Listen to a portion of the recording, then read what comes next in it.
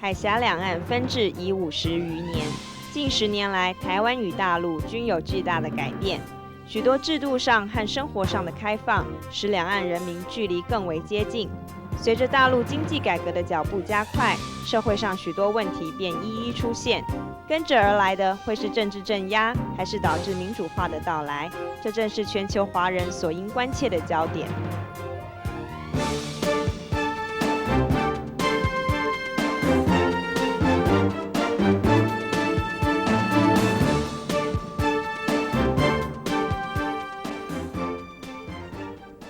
各位观众，今天精英特写邀请到美国加州大学伯克莱校区的新闻学院的院长 Professor Orville Shaw 到我们这个节目来。他是一位亚洲问题的专家，尤其是对中国大陆、香港、台湾跟西藏呢，都有很多的著作，可以说是著作等身，有14本书出版。另外，他在欧美的重要的报章杂志呢，常常刊登他的大作。今天请到这个节目来谈谈他对这些地区的一些看法。Ding Shao, that I was telling my audience that you are an author of 14 books on Asia in general, but on China, Taiwan, Hong Kong, and Tibet in particular. And you have been a keen observer of the developments in these areas. First of all, I would like to ask you that you have been an observer for these areas I have just described for the last almost 3 or 4 decades. First, your impression of China during the different, say, stages of its recent development, say, starting with the 60s. Well, I must say, going to China the first time I did in the mid-70s Yes. was a very interesting, if a somewhat perplexing and mysterious experience, because, of course, Mao Zedong was still alive, the Cultural Revolution had still not ended, and foreigners were were treated with extreme distance and cautiousness. And for someone who'd been here in Taiwan at school and thought I had some modest... You were here in the 60s. I was here in the 60s. Mm-hmm. Thought I understood basic principles about how one gets along in Chinese culture. I felt completely unabsorbable. Mm-hmm. In fact, I got into a great deal of trouble because it became obvious very quickly that normal questioning, normal sort of free inquiry was not wanted. Mm-hmm. And in fact, at one point, there was even an insinuation that I was some sort of a CIA operative, and I got locked in my room. But it was very important to be there during those years, mm-hmm. because it gave me a kind of a baseline, mm-hmm. of what the revolution was like, mm-hmm. against which all of the reforms afterwards could be measured. Right. I do not mean to be critical of the American-China specialists in those days, in the 60s and 70s. But as if my memory serves, I remember I read a series of articles you wrote, which were published in New Yorker. I think in the very beginning you were rather, how should I say, impressed by the spirit of the Cultural Revolution and the things that have changed in China. But in the later writings, you become somewhat critical of what's going on in China. I think this was it's typical that of many American China specialists in the 60s and early 70s, there are too many praises for China. But of course, in the late 70s and early 80s, they realized that they probably misread the situation. Could you care to comment on this, about this phenomenon changing their minds afterwards? Well, I think it wasn't so much that we were impressed, and certainly not after having gone to China. But I think we were intrigued. We were curious. And you have to remember, this was a period when all over the world, from France to Germany to the United States, there were these extraordinary student movements, political upheaval, a great deal of questioning of the fundamental structures of certainly American political governance. In a Western society. In Western society. So there was a kind of a curiosity to see if there was some other way to do it. Now, I think Mao's way. well, that was one option. Some people became infatuated with Ho Chi Minh. Right. Some people became fascinated with Castro. Che Guevara. Yes, Che Guevara. I mean, there were a variety of but I think that, you know, all of these movements had their appeal largely because of the situations that were happening within American society itself. Yes. And there was a kind of a searching, a restless searching. Right. And I must say that, you know, it was very hard to tell from a distance what China was all about. Right, right. And even when you got there, it was very difficult to see clearly. But one thing one did know was that there was some level of deep fearfulness in the society. People didn't mix easily, they weren't spontaneous, there wasn't any sort of relaxed human exchange. And that was, I think, an initial signal to me that there was something very wrong with the way that revolution was constructed. And also that I think some people, some professors, I think one of them is Paul Hollander of University of Massachusetts, published a book, some called Political Pilgrims, saying that when the Western intellectuals, when they became dissatisfied with their own societies, then they look at distant lands such as China. Those are sort of noble savages. They may be not very civilized, but they got a correct spirit, you know, in love with nature and all this. While here is polluted, you know, corrupt, you know, decadent and all that. So would you say that this, when people are dissatisfied with their own society, some would cast their hope or their dream into a faraway land? Hopefully, that's the paradise. Well, I'm familiar with this book, Passionate Pilgrims, about Westerners who tended to project onto political revolutions elsewhere. And I think, actually, I've just written a book that came out a few months ago called Virtual Tibet, which is about precisely this question. Why is it that the West cares so much about Tibet? Right. Chinese look up at Tibet and they see a place that's cold, dirty, Poor, backward, superstitious. Westerners look up there and they see a place that's spiritual, profound, pure. You know, they see a very different thing. And I think much of the Western view of this land is created by a willingness to believe that someplace there exists a land that has the good sense to stay apart from the modern world, all of, as you say, the pollution, the traffic jams, the political corruption, the this, that, and the other. And I think in the case of Tibet, it's the perfect example of a land that's hard to get to, difficult to know much about, and therefore very easy for Westerners to project their dreams onto. It's the Himalaya mountain. You know. The Himalaya Mountains were a barrier of mystery behind which was Shangri-La. But China, I think, also played this role to some degree early on. There was a kind of a naive utopian view. The last time I was in China was when with President Clinton 2 years ago. Okay, you have been to China on different times. What's your, say, you know, briefly, you like, how would you like to describe your experience, or how do you feel about this different, you know, period of different, you know, experiences? Well, it's a complicated thing to say quickly, but I will say this. On the one hand, there's been enormous change. Yes. There has been a lot of sort of opening up, latitude in private life, all of these things people in Taiwan know well. In business, people can travel, people can wear what they want, marry who they want, etc. But despite the changes, I would have to say one of the things which is quite impressive is the degree to which there still are certain characteristics of the revolution which continue on. Like what? Nationalism. Yes, it's there, right. Very powerful. More powerful now probably than 20 years ago. Mm-hmm. I would say a deep ambivalence towards the Western world and Japan.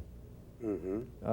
You know, I don't feel that so much here in Taiwan. It's almost as if here that issue has been, you've grown beyond that. Yeah, we debated years ago. So. But in China, it's unresolved. Mm-hmm. So I would have to say that even though China has changed enormously, and so there's some cause for hopefulness, Mm-hmm. there is also a lot of residue from the past, Mm-hmm. which is very stubborn and tenacious and is not going to be changed easily. Mm-hmm. And it makes one a little bit circumspect about saying, oh, well, just wait for another generation and everything will get better. I think we forget at our peril that China had a revolution. Mm-hmm. And it had a revolution for many reasons. Mm-hmm. That revolution was profound. It completely transformed society. Mm-hmm. It transformed the way people think, the way they relate to each other, the way they relate to their leaders, to the body politic. Mm-hmm. And just because there's been some economic reform now does not mean that much of those habits, much of those experiences and ways of being have changed. They have not all changed. Were you in Beijing when President Clinton was in Beijing? Yes. Okay, you remember he visited Beijing University. Yes, I was there. Beida. Mhm. Those students, the question they asked of him displayed a strong sense of nationalism. That's the most sort of a liberal, what that means, whatever that means, the most liberal university in China, most enlightened, most best educated students. But when they throw those questions to President Clinton, a display of nationalism was there. Well, I think we have to recognize we are 10 years beyond 1989, and I was at Beida then too. And at that period, politics, political philosophy. You were 1988. 1989. 89, Yeah. you were there. You know, poetry, culture, all of these things were the common currency of student life. Now, the common currency of student life is much more business. PC. It's PC, it's you know, technology, And management, and MBA. MBA, and there's much less of a reflective quality to students, even in Beida, which has been known for over a century as being the place where new ideas ferment and come up. And I think when Clinton was there, what you saw was this kind of neo-technocratic, nationalistic, not very, don't understand history, don't understand what happened in the revolution, don't understand much of anything except some of the computers, technology, management, business. That's where their energy is being focused. You know, it seems to me that there are two concurrent schools of interpretation about the prospect of Chinese communism. One school, which is rather optimistic in the view, saying that economic prosperity will lead to political democracy, so there's nothing to worry about the future of China. The pessimistic school of interpretation is that, yes, eventually economic prosperity will lead to political democratization, but in between, in the interim period, because of the economic progress, would inflame a stronger sense of national pride. So nationalism will be still very strong as the immediate, sort of aftermath of economic progress. And that is the period of time you have to watch out very carefully. Well, and I think which school is more attractive to you? Which one do you agree with? What makes China interesting and very sort of fascinating to us who study it is that opposite scenarios do have plausibility. Mm-hmm. Yes. One can imagine that China may be able to, the 和平演变, they don't like that word, peaceful transformation. evolution. Right.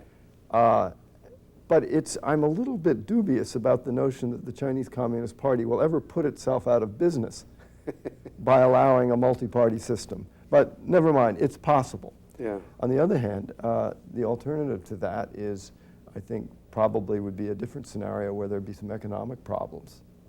And then there would be crackdowns, there would be social unrest, there would be, all the worst traits of the party, the sort of Leninist control traits would come out to try to reestablish order, such as we saw in 1989. That's the danger. But these are almost opposite possibilities, but they're equally as, one can imagine each. I think what you have just said maybe belongs to the third school. In other words, a hardening of the control, sweeping up, killing off all the dissidents and all that. But I was saying that, say, economic progress it may lead to a greater sense of pride, national pride, which will fuel up a stronger sense of nationalism. And then the country may become a little more aggressive or more assertive in dealing with outsiders, including the people in Taiwan. Well, I think that's also a possibility. A little success often can create arrogance in an insecure country that lacks a certain historical confidence. Yes. And I think it's true, and I think Taiwan has experienced a bit of this. Yeah, this school of interpretation is rather frightening to us. Yeah. Well, because in that scenario, China's successes lead it to puff up with arrogance and become more militant rather than to make it more moderate and more willing to seek compromise. Of course, we welcome the scenario that economic progress will lead to political democratization. But in the interim period, prior to the arrival of democracy, maybe a period of nationalism. Well, I also think you have to be very careful in assuming that open markets lead to democracy ipso facto. I think they help. They may be a precondition for a more democratic society, but I don't think they equal it. And I think businessmen here are extremely naive. They think just get in there and make money and trade and everything will come up roses. It doesn't work that way. In fact, if we look at China now in regard to freedom of the press, freedom of religion, freedom of assembly, all of these kinds of basic rights, it's worse now than it was 12, 13 years ago. Well, you have been to Taiwan also many times. Would you care to describe your experience in different period of your visit to Taiwan? Well, when I first was here, looking back on it now, it was very much like being in China in the early years. When was that? Well, I first came in 1961, 62, and was here through 64. It was very tightly controlled. There's martial law there. There was martial law. There wasn't much development. There wasn't much intellectual or political ferment. I remember there was a man there, Lei Zhen, was it? Lei Zhen, that's in early 60s. 自由中国. 自由中国半月刊. Yes. Yeah, he was arrested. He was arrested, and I remember that was something I really paid attention to.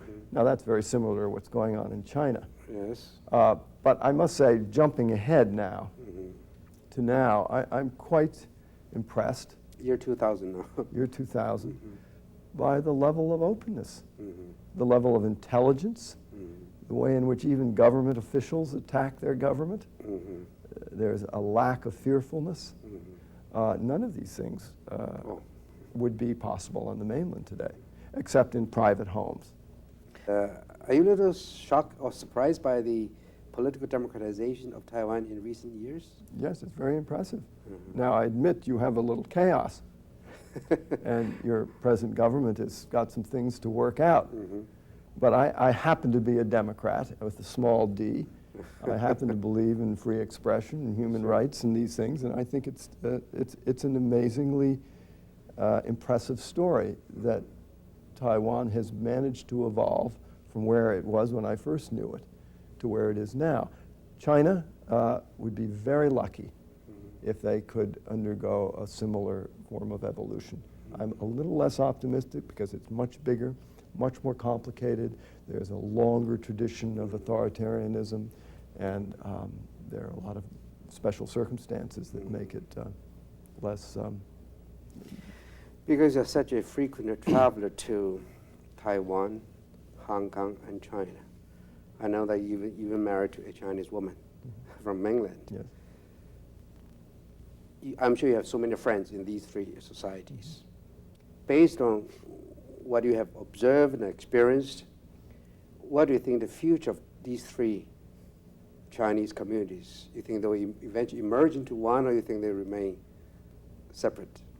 I think there are many reasons why it would be in the interest of all of the different pieces of real estate from Macau, Hong Kong, Taiwan, Tibet, China, to find some new way to unify or confederate.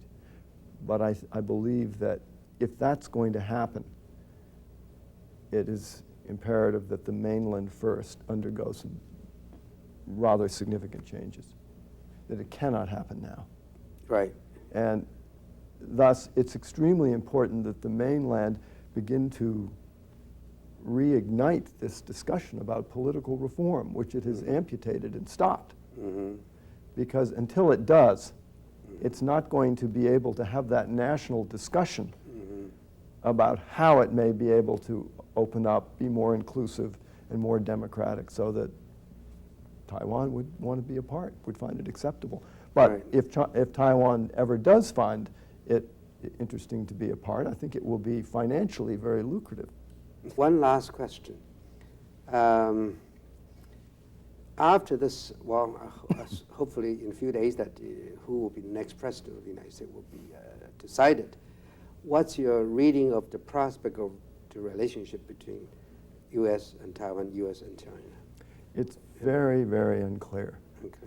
And it's been quite astounding that neither of these candidates has had much to say about foreign policy and said almost nothing about China and Taiwan. It's sort of shocking when you think that some presidential elections have gravitated around these questions. I suspect that Bush, if he becomes president, will pretty much adopt the policies of his father. He'll probably be quite friendly to China, but he has certain Republican affiliations with Taiwan. Gore, I think, is a little less clear, but I do think Gore is a good Democrat with a small d. I think he does believe in democracy and human rights, and in that sense, I think he understands that Taiwan is an important experiment that should be protected. But I don't think he spent a lot of time thinking about it. Well, he held a conference on environmental protection in China some years ago. Wow. Anyway, in closing, I hope that we could read another new book of yours coming out soon. Well, okay. Well, Ding Xiao, it's nice to have you to my program. Thank you. Pleasure to be here with you.